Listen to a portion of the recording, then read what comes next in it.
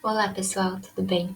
Hoje a gente vai conversar sobre as relações humanas e as novas gerações na cibersociedade, com foco nas suas repercussões educacionais. Para começar, vamos caracterizar as gerações.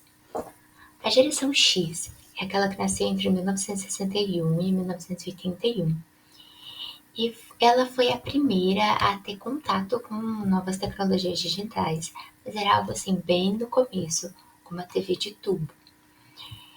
Bem na transição do analógico para o digital, foi um processo lento, gradual. Já a geração Y, que nasceu desde a década de 80 até os anos 2000, ela já foi uma geração que teve um contato maior com as tecnologias. Aqui a gente pode observar um notebook e um celular Nokia antigo.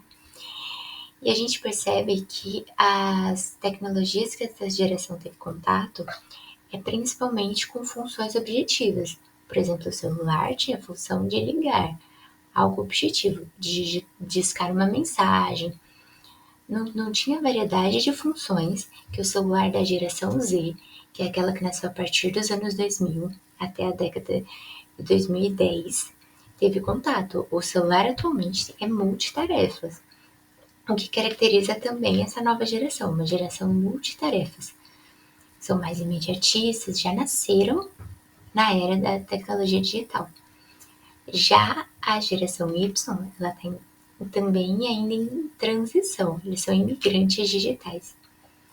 A gente tem também a geração Alpha, que são os mais novinhos da nossa geração, que nasceram a partir de 2010. Eles nasceram imersos na tecnologia, algo ainda mais profundo do que a geração Z conhece. Para continuar, a gente vai falar agora sobre as bases da aprendizagem. As bases da aprendizagem são motivação, concentração, postura ativa e movimento. Vamos conversar um pouquinho sobre cada uma delas? A motivação é o motor interno que impulsiona o estudante a aprender. Ela pode ser intrínseca ou extrínseca. A intrínseca vem do próprio estudante e ela é a mais genuína. Quando a gente se propõe a aprender algo por motivação própria, é algo mais forte do que quando alguém nos impulsiona a fazer. Já a concentração é uma característica básica para que a gente possa aprender qualquer coisa. É necessário foco. Nosso cérebro precisa estar em atividade para determinada objetivo de aprendizagem, seja esse objetivo consciente ou não, que está intrinsecamente relacionado com a nossa motivação. Já a postura ativa e o movimento são possibilidades que auxiliam na aprendizagem.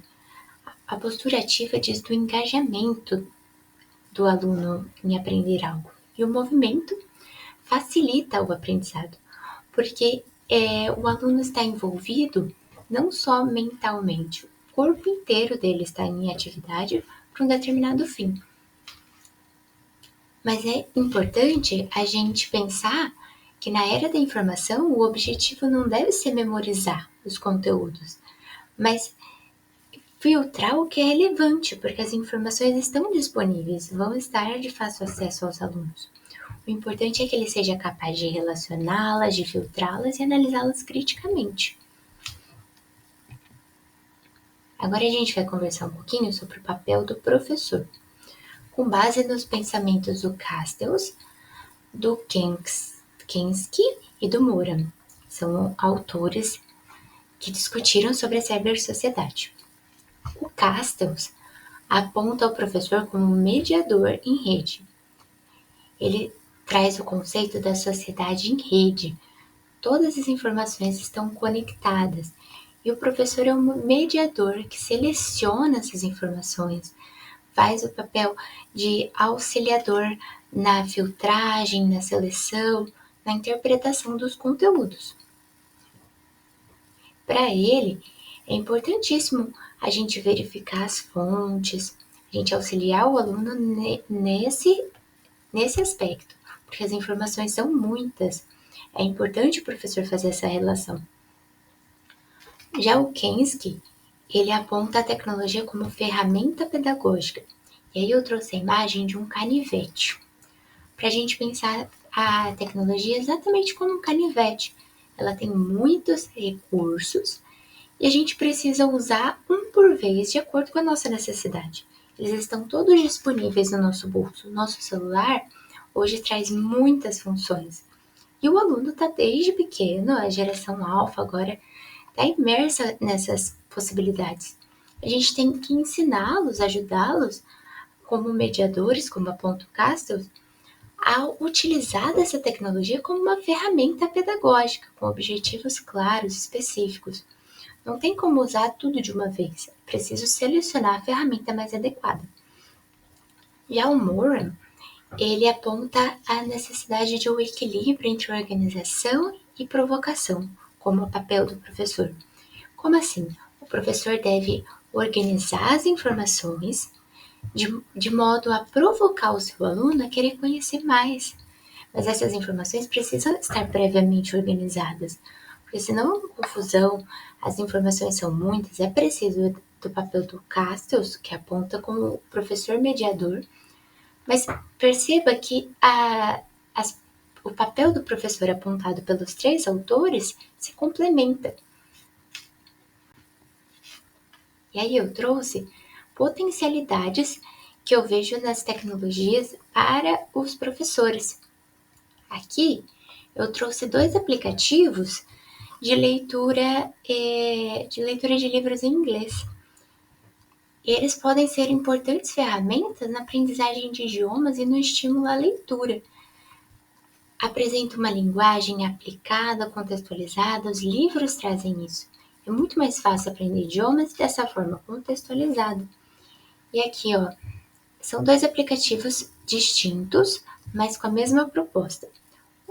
O Bilingua App, ele traz, ó, a tradução direta embaixo. Isso facilita a fixação das palavras. Também existe a possibilidade de ouvir a pronúncia adequada das palavras, a quantidade de vezes que o aluno julgar necessária. E aí, como uma possibilidade pedagógica, é possível que no momento posterior à exploração supervisionada do site, as crianças possam ser estimuladas pelo professor a compartilharem as palavras novas que elas aprenderam com os colegas. Isso é interessante também para manter o interesse das crianças no fator motivacional, porque cada aluno em geral pode estar num nível de aprendizado distinto. Uma criança pode ter o nível básico, a outra já pode ter o intermediário. Isso tem que ser utilizado ao favor do aprendizado, não não com a necessidade de nivelar os alunos, que é o que vem acontecendo nas escolas. É importante que a gente impulsione os alunos que estão com conhecimento mais avançado, mas também incentive os alunos que estão começando. E aplicativos como esse permitem que cada aluno siga seu ritmo e troque ideias com os colegas com as propostas pedagógicas posteriores e mediadas pelo professor.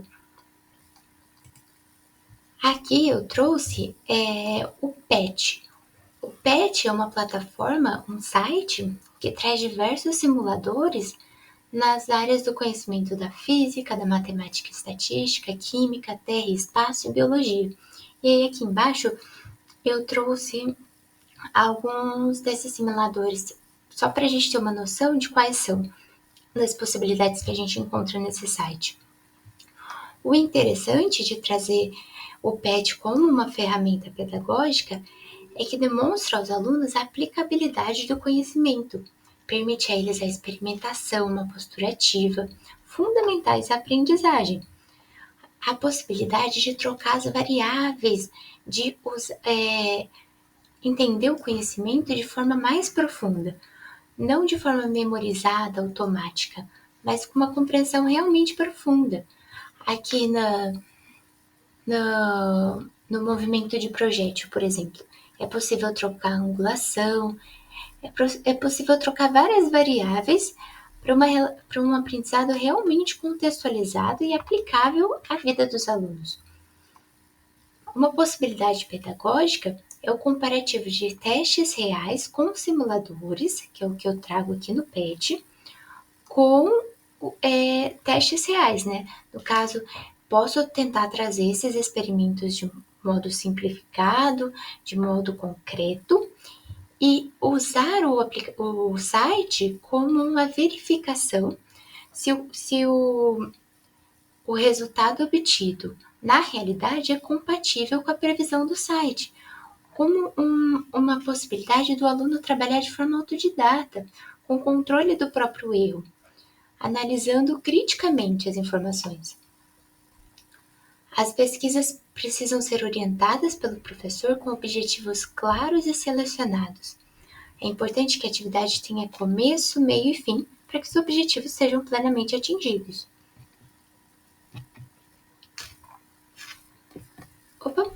Aí aqui, outras potencialidades que eu trouxe é o Simple Mind Pro, como uma plataforma de mapas mentais, fluxogramas. Aqui, o aluno consegue criar associações que facilitam a organização mental dos conceitos. É uma possibilidade também criativa associativa, a possibilidade de associar os conceitos com imagens, o que facilita a fixação dos conhecimentos. Também a questão de criar o fluxograma, o mapa mental, com uma hierarquia de conceitos, estabelecer relações entre as ideias que fundamentam um conhecimento mais profundo. E o professor pode aplicar essa ferramenta junto com os alunos num projetor. A construção pode ser conjunta desse conhecimento, ou cada aluno pode fazer o seu próprio, ou ainda a construção conjunta pode ser seguida por aprofundamentos pessoais de cada aluno. Também a percepção de uma lógica total dos conhecimentos, que evita a fragmentação do aprendizado. A cada aula, o aluno vai acrescentando ideias, informações, associações a esse fluxograma inicial. Aí aqui também eu trouxe o Canva, que é uma plataforma de diversas possibilidades. É possível criar apresentações, também é possível fazer mapas mentais, é possível fazer portfólios de documentação pedagógica, registros. Ele tem uma função que chama quadro branco. Ele é literalmente um quadro em branco em que você pode colar imagens, e essas construções no Canva podem ser orientadas com base em pesquisas temáticas, possibilidades criativas, pode haver um brainstorm inicial, e isso tudo vai orientando os alunos a filtrar as informações, criar associações mentais, selecionar o que é relevante e relacionar os conhecimentos. E também o Canva funciona como um recurso para professores desenvolverem seus próprios materiais didáticos. Podem ser digitais ou na forma analógica, que podem ser posteriormente impressos. Aí eu trouxe o Instagram também como a possibilidade de uma criação de uma comunidade no Instagram. Criação de um perfil pelo professor.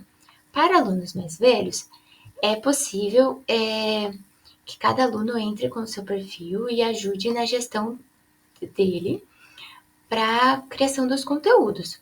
Conteúdos voltados à própria comunidade escolar, à própria turma, como uma ferramenta de registro, documentação pedagógica do processo. É possível fazer uma espécie de portfólio no Instagram, mas é necessário que a gente se atente à idade mínima de usuário do Instagram, que é 13 anos. Então, se não for viável a faixa etária dos alunos entrarem com seus próprios perfis, pode ser viável que o professor entre em contato com os pais, e os pais tenham acesso a esse perfil como acompanhamento do que os alunos, do que seus filhos estão desenvolvendo na escola, funcionando inclusive como uma ferramenta de aproximação da escola com a família. E aí aqui embaixo eu trouxe o Kahoot, que é uma plataforma que cria quiz de perguntas, desafios que o professor pode aplicar em sala de aula para tornar a aprendizagem mais dinâmica, mais ativa, deixar os alunos mais interessados, com um toque de competição, mas uma coisa saudável, que foca na interação entre os alunos também. A ferramenta como facilitador da aprendizagem e também da interação. Porque os alunos podem discutir as ideias, podem de certa forma competir. Aqui, por fim, eu trouxe o ThinkCard. O ThinkCard é uma plataforma de modelagem 3D, mas que ela pode ser utilizada não somente para modelagem com foco na impressão 3D, mas também com foco na criação, no processo criativo. Que o foco da aprendizagem deve ser o processo, não os resultados, como a gente ainda observa no cenário educacional brasileiro. Então, na modelagem 3D, o aluno pode ter uma visão do objeto em perspectivas diferentes. Isso amplia a visão, o pensamento lógico-matemático dele, a noção espacial, desenvolve a criatividade. Essas propostas podem ser livres ou orientadas.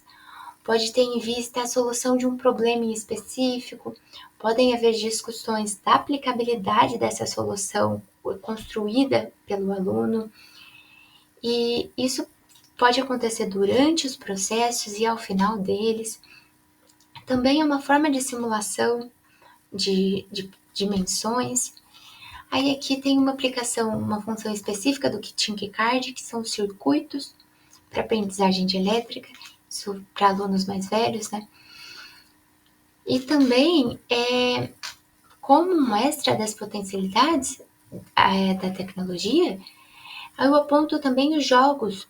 Existem diversos jogos educacionais voltados especificamente à educação e também jogos não com foco específico para a educação, mas que desenvolvem diversas áreas de gestão de recursos, análises gerais, que podem ser muito úteis à aprendizagem. Claro que com a mediação do professor. Também a clássica utilização da tecnologia como ferramenta de pesquisa e busca. Mas, por fim, eu deixo um alerta. A tecnologia, de fato, deve ser muito bem mediada, deve ser usada como uma ferramenta pedagógica, porque ela implica diversos estímulos que são potenciais distrações aos alunos. Eu realizei uma pesquisa com meu irmão Guilherme, ele tem 12 anos, e uma frase dele muito marcante para mim foi a que eu transcrevi aqui. Por mais que o professor possa ter várias tecnologias a seu dispor, nada adiantará se ele apenas projetar a apostila e grifar o que ele acha importante, sem explicar. Isso é muito importante, porque a tecnologia, ela pode sim, como o Guilherme aponta, ser até um empecilho à aprendizagem. Não é projetar um material analógico no projetor apenas como economia de cópia, de transcrição manual, mas como algo a impulsionar a motivação do aluno para funcionar realmente como uma ferramenta de aprendizagem. E é importante dizer que a interação digital não pode substituir as relações reais. Então, ela sempre tem que vir como um facilitador. O foco não deve ser o isolamento, que muitas vezes acontece, o que a gente observa nas escolas. Às vezes, os alunos no intervalo estão todos com seus celulares, isso atrapalha as relações. Mas com mediação, é possível a gente trabalhar essas questões também. E, por fim, tem a questão da desigualdade de acesso. Crianças com menores condições financeiras têm menos acesso às tecnologias digitais. E a gente tem sim que buscar possibilidades nas escolas. Aos poucos, notebooks nas escolas, sempre dentro do possível. E é isso, pessoal. Espero que tenham aproveitado a discussão. É sempre possível aprofundá-la. Até uma próxima.